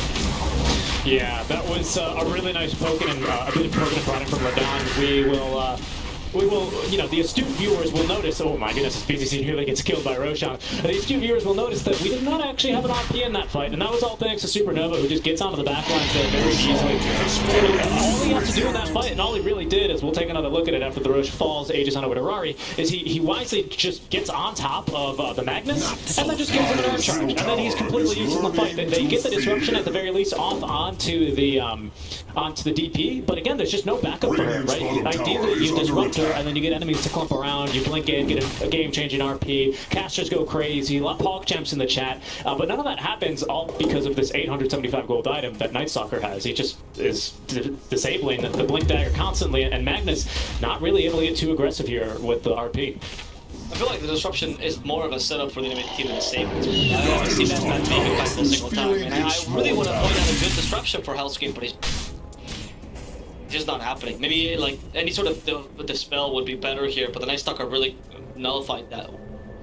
And Fantastic Five is playing to her strength as well. They know this is their strongest point to fight. What is Nemiga to do? If they run into this position where they're giving all the farm to the Troll, it's all about Fantastic Five controlling the Troll. And there's lots of tools you use to, like for example, the Heaven's Hammered Supernova. Dire's top tower is under attack. Yeah, it's different. I mean, and then BKB is already up here. I don't think it was ready in that last fight for Supernova, so now he's got that to play with. Now there's not really a whole lot the supports can do about him, just kind of running them down and keeping them out of these fights. Top tower is feeling We're going for a 4-step as well for the Drow Ranger. I was going to suggest one here maybe for one of our supports for Nemiga. Instead it's going to be the Blink Dagger for Shadow Demon, as Kira teaches about supply some pressure down bottom. Lodine, what can he get done here? Not much, unfortunately, on the position 5 Green Stroke. Take good Inkswell partners. Oh, again, the same play? No, he's able to escape. They're going to chase after him with a smoke. Yeah, of course, they still have terrorize. Yeah, they BKB'd. Yeah, Rari just took a tower for free as well. He TP'd in time, defend their tower. Just what I was think waiting Nemiga pickle here.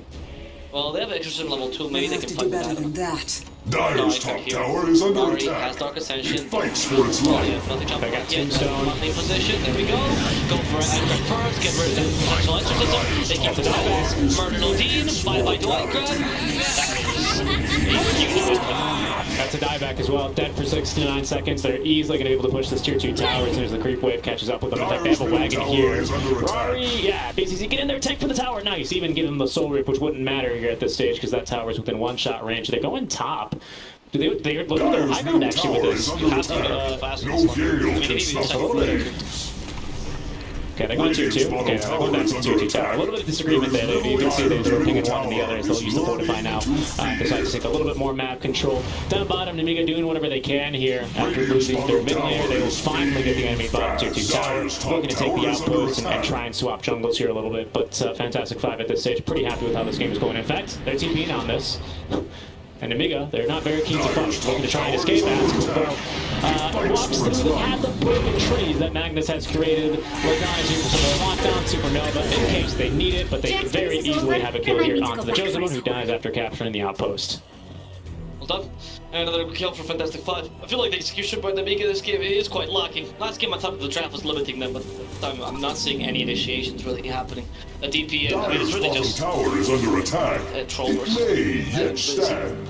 team. Occasional ink swells, right? The exorcism from DP is a bit scary. I haven't seen any big Dyer's bottom tower is no more. Nemiga feels a bit, like they took their lights out, you know, like they're a bit discouraged after last game. Maybe because that last game was so one-sided. Yeah, definitely. Oh, we're sealing this stack eventually here. Fantastic 5 making it for themselves, nearly having the match out at the ready for the Drow Ranger, and with that Dispel that we have and a little bit left of this Aegis, they may just be able to end the game here with the AK network that they've manifested for themselves. We're getting close to this BKB now for Einkred. That's certainly going to help out quite a bit, but until the Chosen One has hit, and he's about to at the very least, so we can at least not get his Blink Dagger constantly cancelled. They just need a really good team fight. They need a really, really good team fight. They need an RP to connect. They need the Troll Warlord right on top of him as well, just cleaving everyone. He's now got the Basher. He's had to use already 2 BKB charges here in these engagements, and they've not really gotten much out of them for it. It looks like the tier 2 tower down bottom is just going to go down without much of a fight from Nemiga. Like now he has to go for the Blink Dagger now because he has nobody to really that role, which is why I didn't love the Hellscream on the Chelsea. The idea was good in theory. Dyer's bottom tower It's so has difficult to put it fallen. in practice It compared would to be a the Tusk or ruin Nurse. long studied. And I also feel like Dyer's bottom tower is under attack. It may yet there were stand. better carries here to deal with Drow Ranger. And now you have to itemize out of your troll build just to deal with the Drow. Very difficult for you. Especially because you're falling behind despite the fact you have a Magnus empowering you. That's We're going to smoke for it now. We've got BKB here on both Einkred and the Chosen One ready to go. Askel making the jump on a Kiritich. 6-3 from behind under the effect of the Glimmer Cape. We're going to try and put down a pesky Tombstone. And he's at least used the ultimate, so they're not going to be fighting a Tombstone here. If they use Dark Ascension, they're still looking to try and fight. Einkred ready to pop the level 2 Exorcism here as they have at least found the backline Grimstroke. They've taken him down. Einkred is getting kited back into the Tombstone here. Also bringing the Chosen One with them. Both BKBs already having been popped here as they chase now further into the river. Rory with a great Hurricane Pike there is completely out of trouble. Supernova managing to chase down Hellscream. He's out of the fight as the BKB durations have been fully cutted out. Kiritich now popping his last BKB to be used as RP finally going to connect onto Rory's out of dispels. The stun onto the tuner here. Chosen One right now looking for Ladon, and in comes Supernova with his own BKB. Kiritich cannot fight through this. It's a nice 3-man silence, but it's not going to make much of a difference for Kiritich, who will be taken down regardless. Ladon tanking the aggression, bringing brought from the Chosen One and Einkred. So it's another big team fight win for Fantastic 5 as they're even going to catch Lodine here after his buyback. I trust my Stalker pick it comes at a price. the early mid game where you look and Isle pick for like Shadow Demon doing shenanigans, something well. Agnes, of course. Now he's also a secondary carry because they have Salper that deals with damage the Drow can't deal when they chase after her. Because that's the play that Nemiga has to make, right? Just chase after the Drow, try to murder her. But if you overcommit to that, it's kind of hard to tell when you're overcommitting against a Drow, because usually it's okay, we killed Drow, now we can win the fight. But in this case, because Night Stalker fulfills that role of secondary carry, it becomes so. Seriously, Supernova, this was a. How do you pick? Yeah, and it's working out. I thought this fight was going to be a huge win, actually, for Nemiga, because you can see 633 was going around the side with the Tombstone. Kind of a wasted Tombstone, but then they actually dragged the fight underneath the Tombstone before they finally settled to fighting in the river. Very kind of a messy fight all over. BKB is used by Magnus and DP both to chase, but since they ran away pretty fast, they were actually pretty far away from the rest of the cores out from Fantastic 5. Rory eventually stands his ground on the river. He gets punished for it. No longer has Aegis, of course, so that was a good time to fight for Nemiga. As we hit a pause here, some more voice issues. Nope, some lag instead. And not a great fight at the end of the day, though. We have to still buy back for Nemiga. It didn't really get quite like the team fight that they were looking for. The RP only connecting onto Rory, everyone else staying alive. And yeah, highlighting the strength of this Night Stalker pick this game here for Fantastic 5, because it is really working wonders for them here. It's the Night Stalker has been awesome, the Undying to some degree as well, because there's area denial of Tombstone plus the crippling fear makes it really feel like that's denied. The sole initiate that Nemiga really has, because what else do you have? The Shadow Demon, the Grimstroke, they're not useful enough. These range supports don't commit that role.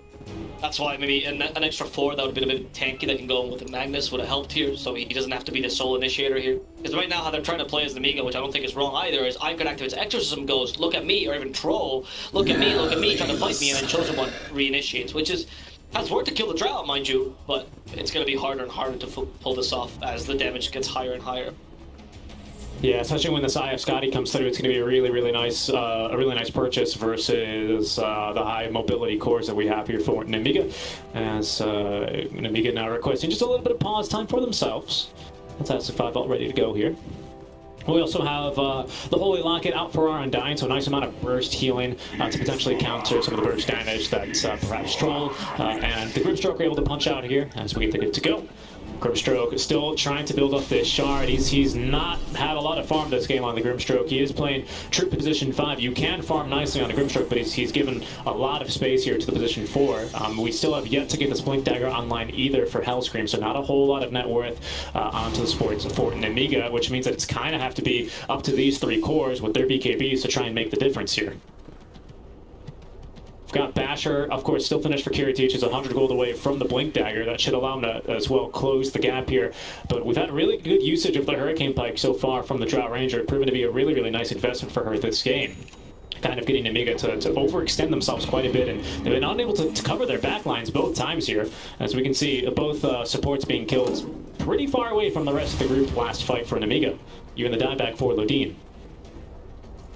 Coming for the Drought, big deal actually. This nice little burst damage at the beginning. I wasn't expecting Rory to get so lucky with it.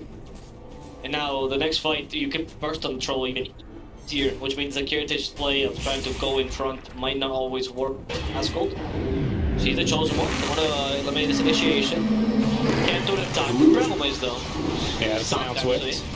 Okay, Kiritich actually tanks that stun. As the Tombstone comes by, Einkat, are you going into the Tombstone? He doesn't want to. They pop that though. Stops the initiation. Einkat is alone. They hit him with a fair amount of damage just from the quiver. Einkat, though, is just healing back up thanks to the Spirit Siphon, as BKB is soon to run out. Nazgul is waiting for that as the Yosuner is still ready. Just silences Einkat. And it's going to be actually Nazgul running into the backline side. Oh, they got the Chosen One. Into the Chosen One. Hits the BKB and go up to the high ground. No stun here for the Shadow Demon. Do they even need it? The slow might just be sufficient. The one hit from Trow almost murders Hellscream. The second hit will do it. Yeah, and there's the tips onto Einkrey, kind of getting...